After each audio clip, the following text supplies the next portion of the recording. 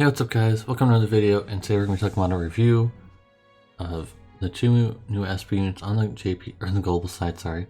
And only one of them got buffed, but really that's all that really needed to happen. So with that being said, let's just move on to the review here. So her S-Teamer is actually pretty good.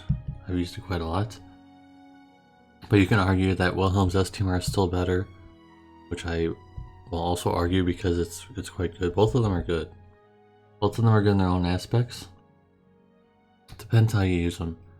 So she can cover physical or magical similar to Bosch.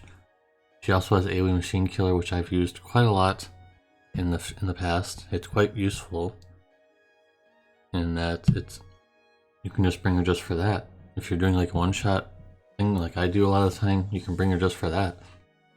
Or you can use her as a cover while she's being able to do that situation too. And her cooldowns allow her to cover for physical or magical while on the next turn she gets dual cast.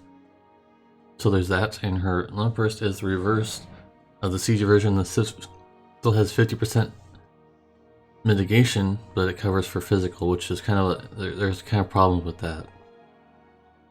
Well, we're getting into that. So she has a lot of other things like some smaller mitigations from physical or magical damage, elemental resistances, healing, just very similar to CG Charlotte's kit. It's just like maybe slightly higher numbers or different numbers, but it's mostly the same. And the biggest thing I think is that she gets dual cast after one of her cooldowns is used. Other than that, there really isn't much else to say. She's good, but not great, and we'll be going into that right now. In that physical covers, tanks are going to be a lot less needed and almost never used anymore. There's almost no need for a physical cover tank. There's one instance where you definitely would like to have one for the Final Fantasy 13 series boss battle. You want to use physical cover. Also for Ultimate Weapon, I don't remember which game, I think it's 14. You definitely want to have physical cover for that, and I've tested that a lot. Those are the only two instances right now that I can remember that are upcoming content, but I don't know when we're going to get getting more SPBs on the global side. There's several that are missing. I think it's due to the fact that it gives a lot of lapis, I guess. They dug their own hole with that. What if they just left it all alone? And they wouldn't have had to give away all this lapis per SPB. So that's saying something. And also, it's not really a direct upgrade over Warrior of Light because Warrior of Light still has, things that you can do, and he has, I think she only has 50% draw chance. Don't quote me on that, but I think that she only has 50 and Wall has 80.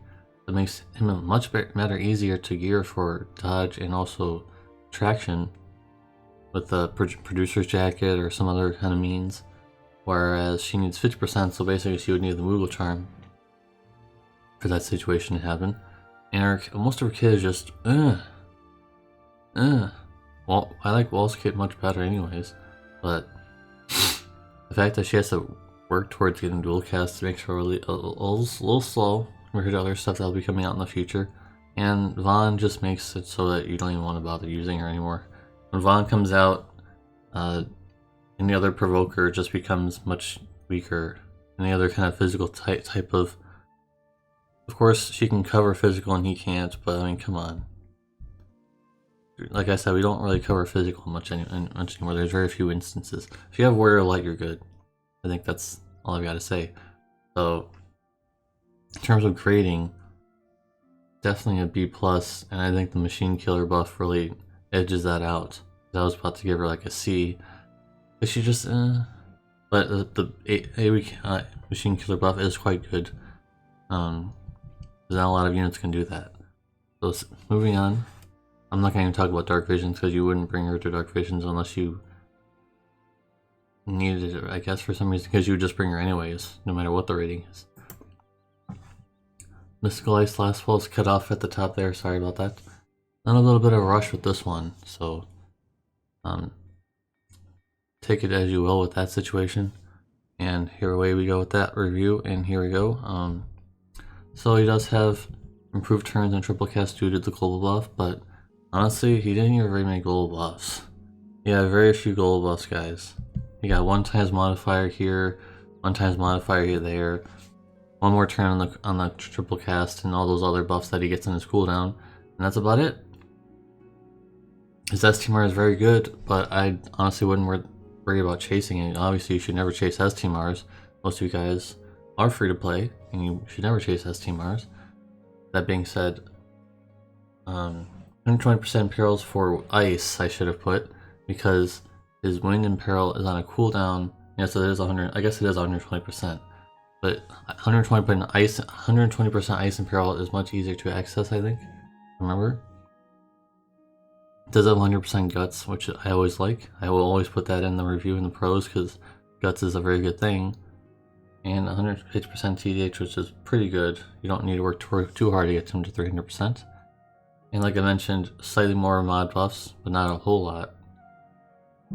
And the cons, he is stuck to Wind without Imperils if you want to use him for Wind until turn 4, where you can actually use a situation like that. Being stuck to Shiva is not really a good thing either. Shiva is a really bad Esper, and they attached a lot of Dragon Killer to him, sure, but they could have just given him a better Esper instead of Shiva. And with that being said, it doesn't make sense anyways. It should have been the other way around, really. Because Phoenix should have been with Shiva based on the story of the dialogue when you fight and stuff like that, because she was kind of hinted at, you know, being a certain... I'm not going to go into it too much, but you guys know what I'm trying to say. She seemed to have eyes on Fina a little bit, but whatever. Stuck to the last worm. Stuck to a worm.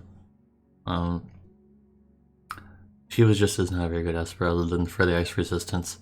So they basically tied a bunch of Dragon Killer onto him to make up for, you know, having a bad Esper for the current time. Maybe her 4-star will become insanely good or something if that ever becomes a thing.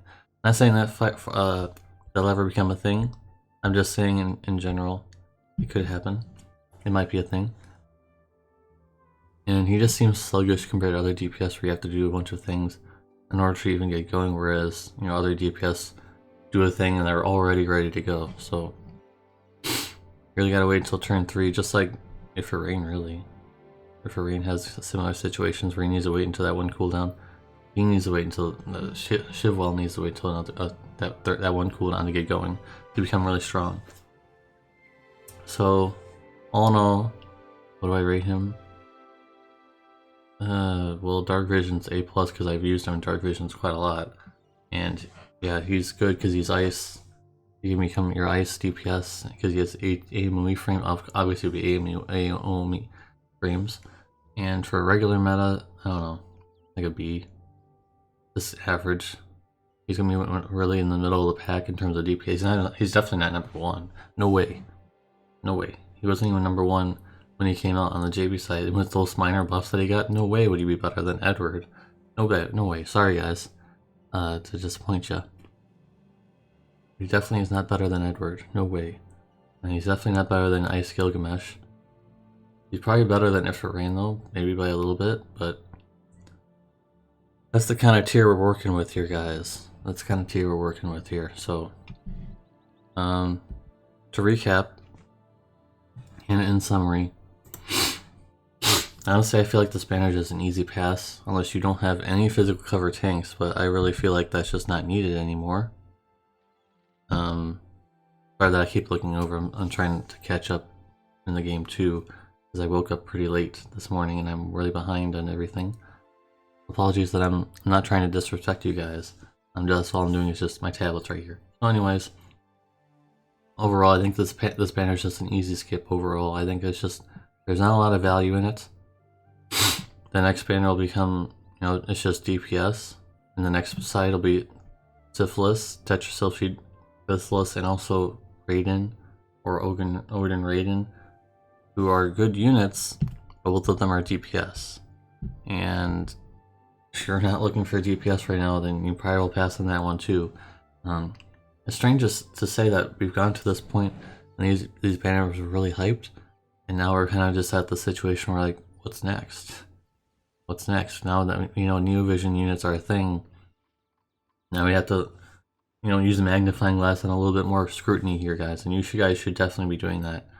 Despite what I may give them as grades, you should be using an extra size on your magnifying glass and on scrutiny here because of Neovision units in the future. We don't know what that's going to be like for global, so keep that in mind, guys. When you're future pulling, make sure you are keeping tabs on your inventory. And when I say inventory, I mean like lapis and tickets and things. You might just want to start saving for certain key units. Some people have said they want to pull for Vaughn and Pone, and that's it. And those are definitely thumbs up for me. Those are definitely good choices to go for because I've used them all the time. So anyways, guys, thanks for watching. Hope this review helped you out. I'm sorry that I went so far out of bounds with this, but easy pass. And if you watched all the way through, type in #Aegis. #Aegis will be the keyword for the ending of this video. Let me know if this is an easy pass for you, or if you really wanted Charlotte or Lasswell, I guess. You want a worm? Kidding. Anyways, guys, peace. See you next time.